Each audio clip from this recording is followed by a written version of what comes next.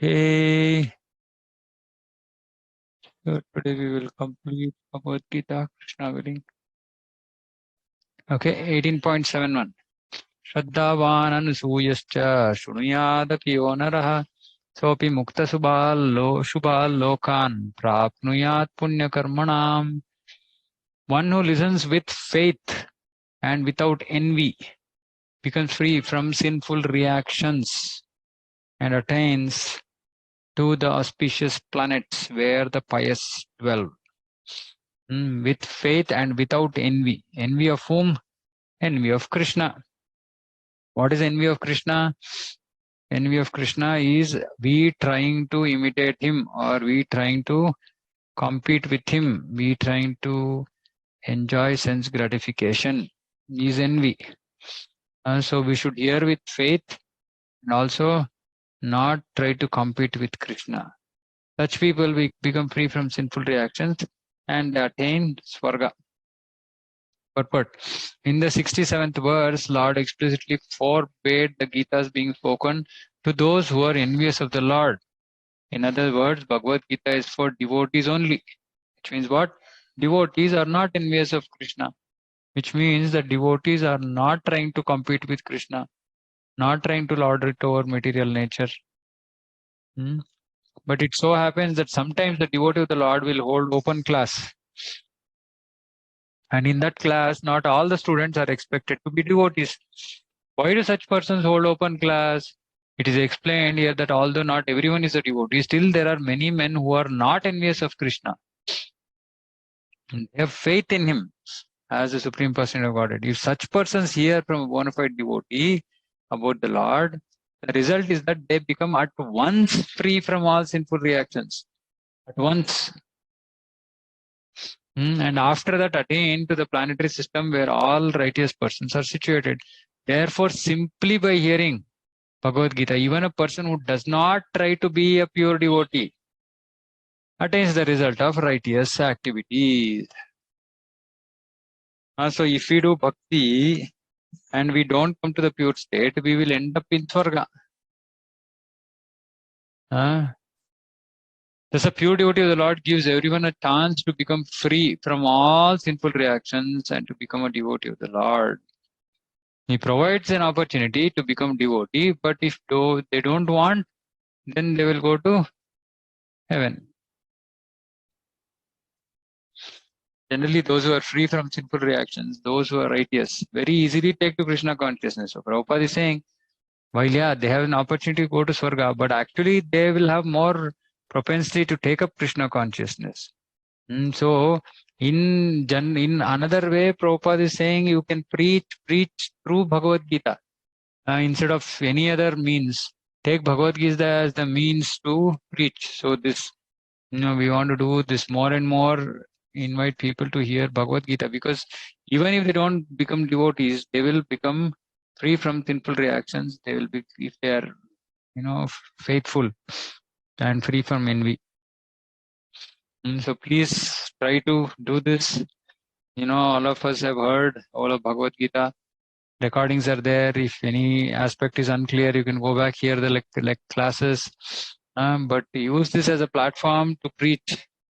The idea of this whole exercise was twofold. One is to ensure that we can all understand Bhagavad Gita and Prabhupada's purpose clearly. And what is the use of it? One is personal application, the other is preaching. So please use this as the platform basis for your preparation if required. Not that it has to be used, there are so many other sources, but if you want, you can use, and then you please preach to people. Help them. Otherwise, they're stuck here. The word Punya Karmanam is very significant. This refers to performance of great sacrifices like Ashwamedha Yagna. Those who are righteous in performing devotional service but who are not pure can attain planetary system of Dhruva. He is a great devotee of the Lord and a special planet. So Prabhupada is saying that who are not pure, they can even go up to Dhruva Loka, not just Swarga. They can go up to Dhruva Loka. So this is a great mercy for people, materialists in this world, who are not envious of Krishna, who have faith So we should give them an opportunity to hear Bhagavad Gita. Okay, 18.72. Kacchidetat shrutam partha tvayaikhagrena chetasa kachid dagnana sammoha pranashtas te dhananjaya. O son of Pritha, O conqueror of wealth, have you heard this with an attentive mind? I was speaking all these verses. Were you attentive? And are your ignorance and illusions now dispelled? The Lord was acting as a spiritual master. Therefore, it was his duty to inquire from Arjuna whether he understood the whole Bhagavad Gita in its proper perspective. This is very important. People read Bhagavad Gita, understand it in their own perspective. First is if they don't read from Prabhupada as it is, then they will anyway develop another different perspective. Even devotees, they don't develop the proper perspective because they are not surrendered. And they're not engaged seriously in practice of bhakti, in seva. Because one who is engaged seriously in bhakti, then dadami buddhi yogam tam, Krishna will reveal from within. And the other thing is because we want to speculate, we end up misunderstanding various aspects of Bhagavad Gita. So it is important that one understands it in proper perspective. If not, the Lord was ready to re-explain any point. Actually, anyone who hears Bhagavad Gita from bona fide spiritual master like Krishna or his representative will find that all his ignorance is dispelled. Bhagavad Gita is not an ordinary book written by a poet or fictional writer. It's spoken by the Supreme Person of Godhead. Any person fortunate enough to hear these teachings from Krishna or from his bona fide representative is sure to become a liberated person and get out of the darkness. So, at least by reading Bhagavad Gita, we can be sure that we will become liberated from this material bondage. And whether we can achieve pure devotional service or not in this life, that depends on our desire and effort. Arjuna vacha nashtamoho smritirlabdha tvatprasadanmaya chuta stitosmi gata sandeha karishye vachanam tava. Arjuna said, my dear Krishna, O infallible one, my illusion is now gone. I have regained my memory by your mercy. Memory means that he already knew that he's a Kshatriya, he had to fight, etc. He was just covered by illusion. Now illusion is gone. So he's able to remember everything properly. I'm now firm and free from doubt and I'm prepared to act according to your instructions. All this while I was trying to defend, trying to say that I should do the way I want to be done. But now I'm ready to follow what you are asking me to do. The conditional position of a living entity represented by Arjuna is that he has to act according to the order of the Supreme Lord. So if we anyway act according to Supreme Lord, either by him directly or by his Maya. Living entity is meant for self-discipline. Chaitanya Mahaprabhu says that the actual position of living entity is that of eternal servant of Krishna. Forgetting this principle, living entity becomes conditioned, but in serving Supreme Lord, he becomes liberated. Living entity's constitutional position is to be servitor. He has to serve either Maya or Supreme Lord.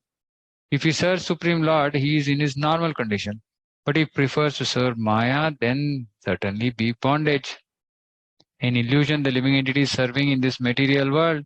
He is bound by lust and desires. Yet he thinks of himself as the master of the world. See, this is such a beautiful statement. People are bound by lust and desires. Bound, but they think they are free and they are masters of the world. This is called illusion. When a person is liberated, his illusion is over and he voluntarily surrenders and to act according to Lord's desires. The last illusion is the proposition that he is God. Immediately he thinks that he is no longer a conditioned soul but God. He is so unintelligent that he does not think that if he were God, then how could he be in doubt? Thus, that he does not consider. So that is the last snare of illusion. Last snare, last opportunity to hold him back is to make him think that he is God. Actually, to become free from illusory energy is to understand Krishna and agree to act according to his order.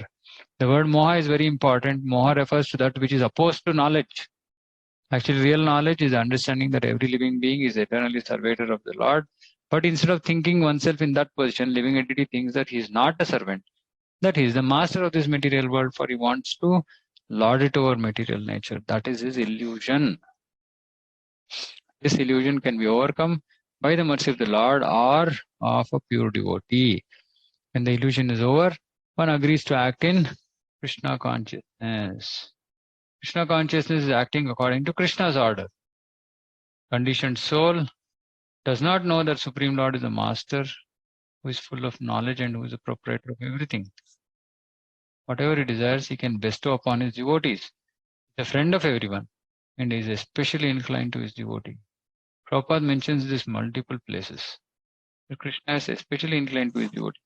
He says Krishna is equal to all, but he is especially inclined to his devotee.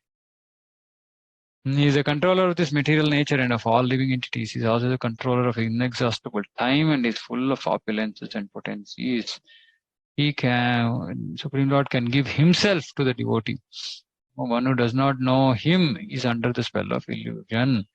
He does not become a devotee but a servitor of Maya. Arjuna, however, after hearing Bhagavad Gita from Krishna, became free from illusion. He could understand that Krishna was not only his friend but also supreme personality of Godhead. And he understood Krishna factually. So to study Bhagavad Gita is to understand Krishna factually. So this is also nice. Janma karma cha me divyam evam yo veti tattvataha. How do we understand Krishna in truth? By studying Bhagavad Gita, Prabhupada's Bhagavad Gita. When a person is in full knowledge, he naturally surrenders to Krishna. So, if we understand Bhagavad Gita, then we should end up in Sarva Dharman Parityaja. When Arjuna understood that it was Krishna's plan to reduce the unnecessary increase of population, he agreed to fight according to Krishna's desire. He again took up his weapons to fight under the order of the Supreme Personality of Godhead. So, we have to understand Krishna. We have to understand Krishna. What is the design of this material world? Why things are happening around us? Why Corona happened? Or when something happens in our own life, why this is happening to me? We should understand from thinking, putting ourselves in the position of being a servant of Krishna. And considering that Krishna is in control, Krishna is in power, Krishna has all the ability, strength. So why this is happening in my life? What would Krishna be intending me to learn? So this is complete understanding of Krishna. See, understanding of Krishna means it's like when we try to understand a person, we understand mota, we understand what the person is. Then we will start thinking, okay, this person thinks like this. So this person did like this, maybe because of this reason. Like this, we try to understand people's behavior based on what we know of that person. So similarly, Prabhupada has given quite a exhaustive understanding of Krishna as the Supreme Lord. His love and affection, relationship with devotees, all these aspects is covered in his purport. So if we actually read all this and understand clearly and internalize it, sin, actually we should have what? It should be sin, what is the word? Like synthesized, right? Like because different places there would be different things that would have been said. So it should all be brought together and condensed to have one clear understanding. When we have that understanding, then anything and everything that happens in our life or around us, we'll be able to see through the lens of Shastra, about how Krishna, or what is Krishna's view, or why is something happening like this. We can understand. Of course, it's not like we will be able to understand to the extent of our purity. But to a great extent, Prabhupada has given us the understanding of Krishna. So to the extent we become pure, we'll be able to understand Krishna better. And then we will understand, okay, this situation is happening in this life. Okay, this is the reason. This is happening, this is the reason. So this is very important actually. The whole understanding of Bhagavad Gita, proper perspective. Not just like however we want. And finally, we have to come to this conclusion. I will follow whatever you say. Krishna's representative.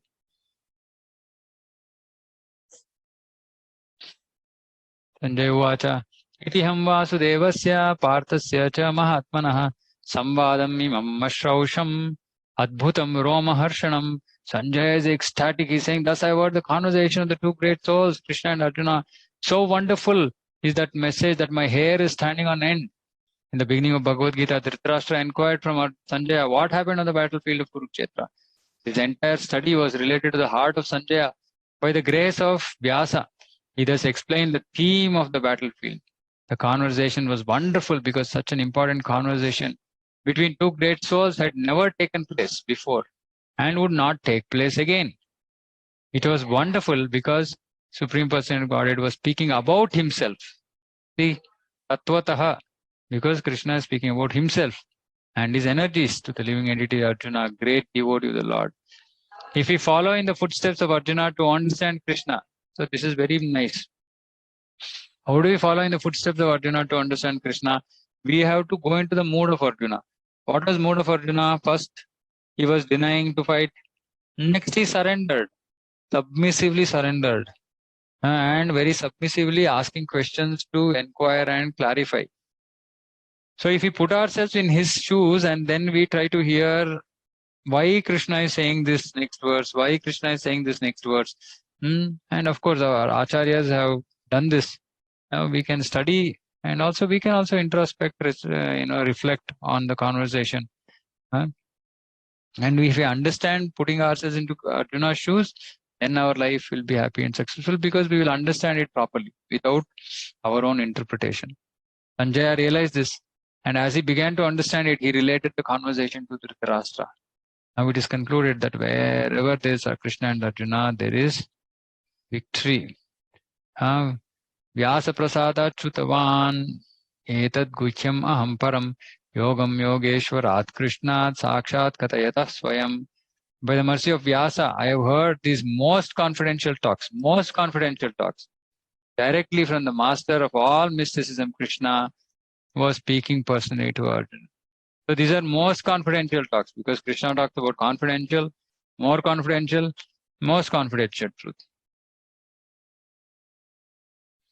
Vyasa was the spiritual master of Sanjaya, and Sanjaya admits that it was by Vyasa's mercy that he could understand the Supreme Personality of Godhead. So this is also nice. Sanjaya is just he's having a vision of the battlefield. But things he is explaining is also possible because he is a student of Vyasa. This means that one has to understand Krishna not directly but through the medium of the spiritual master. The spiritual master is a transparent medium, although it is true that the experience is still direct. What does this mean? Who can explain? Spiritual master is a transparent medium, although it is true that the experience is still direct. Anybody wants to attempt?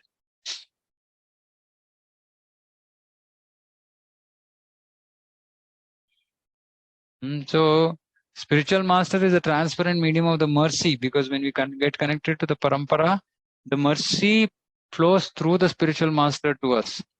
When the mercy comes, we will experience Krishna directly. Meaning we will not experience Krishna through the spiritual master. It's not like we will have we will see through the eyes of the spiritual master. Not like that. We can experience Krishna directly, but the mercy to experience Krishna directly comes through the parampara, from the parampara through the transparent medium of the spiritual master. And what is this Krishna's experiencing Krishna directly means? At the stage of prema, we will see Krishna, we will experience his touch, we will hear his flute sound, we will hear, all this is direct experience of Krishna. That happens directly. We as Jiva will directly experience Krishna. But the mercy is coming through the Guru. Prabhupada is saying this is the mystery of the disciplic succession. When the spiritual master is bona fide, then one can hear Bhagavad Gita directly as Arjuna heard it. There are many mystics and yogis, but Krishna is the master of all yoga systems. Krishna's instruction is explicitly stated, surrender unto me. One who does so is the topmost yogi. Yoginam api sarvesham. Narada is the direct disciple of Krishna and spiritual master of Vyasa. Therefore, Vyasa is as bona fide as Arjuna because he comes in disciplic succession. And Sanjaya is the direct disciple of Vyasa. Therefore, by the grace of Vyasa, Sanjaya's senses were purified and he could see and hear Krishna directly. See, otherwise, how could Sanjaya see Vishwarupa?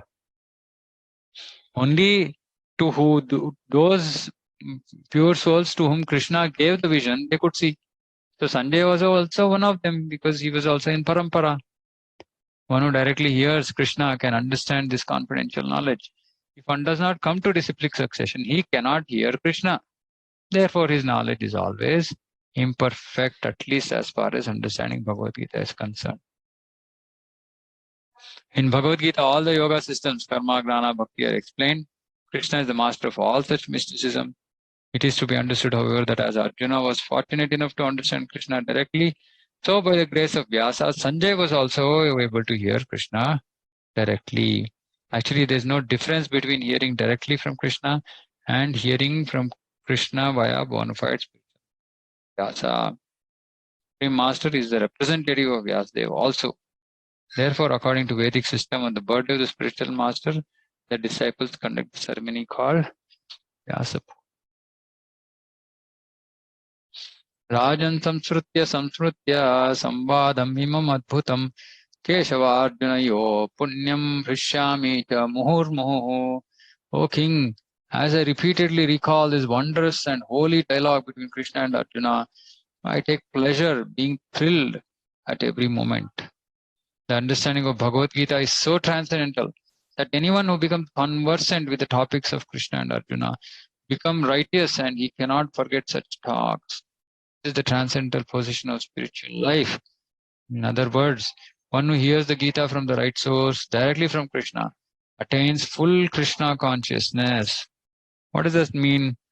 That there are so many instructions in Bhagavad Gita that if we start applying them in our life, there is no way we cannot become fully Krishna consciousness. As in, we will become fully Krishna conscious.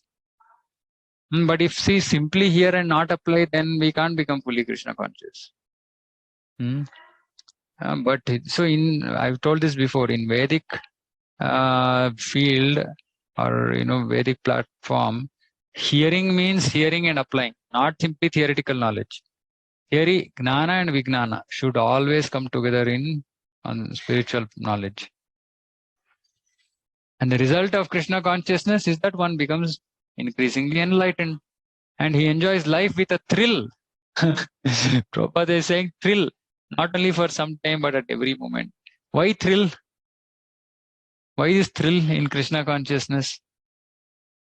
He enjoys life with a thrill because actually when we start seeing everything from the eyes of Guru Sadhu Shastra, Bhagavad Gita, first of all we understand the background of what is going on. Second, because if we are surrendered to Krishna and we have sacrificed our life for Krishna, then Krishna is also there and he is saying Yoga Kshemam Vahamyam. And then we are faced with so many situations. It's a thrill. Saying, oh, Krishna is there and this difficult situation is there. Okay, Krishna will take care. How will he take care? It's just like some excitement in life saying, okay, I'm doing something for Krishna. I have so many difficulties. Krishna is there. He will take care. And it's all about just happiness because it's all centered around Krishna. So once we become fully Krishna conscious, we will become zero Maya conscious. That means that anything we see, we connect it to Krishna. It's very easy said than done, but this is the perfection of Bhagavad Gita, is that we become purely Krishna conscious. And then Prabhupada is saying, enjoys life with a thrill, like some adventure sport.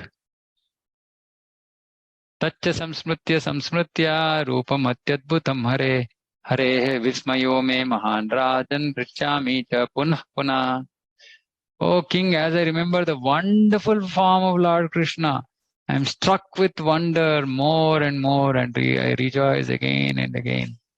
It appears that Sanjaya also, by the grace of Vyasa, could see the universal form. It is of course said that Lord Krishna had never exhibited such a form before it was exhibited to Arjuna. Yet some great devotees could also see the universal form, and it was shown to Arjuna, and Vyasa was one of them. He is one of the great devotees of the Lord and is considered to be powerful incarnation of Krishna.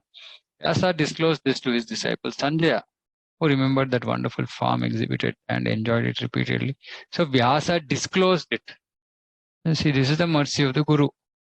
That when Guru gets something, he can actually pass it on to his disciple. Nice. Okay, yatra yogeshwara Krishno, yatra partho dhanurdhara, tatra shrir vijayo bhutir dhruvani tirmatir mama. Wherever there is Krishna, the master of all mystics, and wherever there is Arjuna, the supreme archer, there will also certainly be opulence, victory, extraordinary power, and morality. That is my opinion. And this opinion is very valid because he is also pure devotee Sanjaya in Parampara. That means opulence, victory, extraordinary power, and morality, but not for sense gratification, for the service of the Lord. Bhagavad Gita began with an inquiry of Dhritarashtra. He was hopeful of the victory of his sons, assisted by great warriors like Bhishma, Drona, and Karna. He was hopeful that the victory could be on his side. But after describing the scene on the battlefield, Sanjaya told the king, "You are thinking of victory, but my opinion is that where Krishna and Arjuna are present, there will be all good fortune." He directly confirmed that Dhritarashtra could not expect victory for his side. Victory was certain for the side of Arjuna because Krishna was there. Therefore, Krishna's acceptance of the post of the charioteer for Arjuna was an exhibition of another opulence. Krishna is full of all opulences, and renunciation is one of them. There are many instances of such renunciation, for Krishna is also the master of renunciation. The fight was actually between Duryodhana and Yudhishthira. Arjuna was fighting on behalf of his elder brother Yudhishthira. Because Krishna and Arjuna were on the side of Yudhishthira, Yudhishthira's victory was certain. This battle was to decide who would rule the world, and Sanjaya predicted that the power would be transferred to Yudhishthira. It is also predicted here that Yudhishthira, after gaining victory, would flourish more and more because not only was he righteous and pious, but he was also a strict moralist. He never spoke a lie during his life. There are many less intelligent persons who take Bhagavad Gita to be a discussion of topics between two friends on a battlefield. But such a book cannot be a scripture. Some may protest that Krishna incited Arjuna to fight, which is immoral. But the reality of the situation is clearly stated. Bhagavad Gita is the supreme instruction in morality. Supreme instruction is stated in the 9th chapter. Manmana bhava mad bhaktaha. One must become a devotee of Krishna, and the essence of all religion is to surrender unto Krishna. The instructions of Bhagavad Gita constitute the supreme process of religion and of morality. All other process may be purifying and may lead to this process. But the last instruction of the Gita is the last word in all morality and religion. Surrender unto Krishna. This is the verdict of the 18th chapter. From Bhagavad Gita, we can understand that to realize oneself by philosophical speculation and by meditation is one process, but to fully surrender unto Krishna is the highest perfection. This is the essence of the teachings of Bhagavad Gita.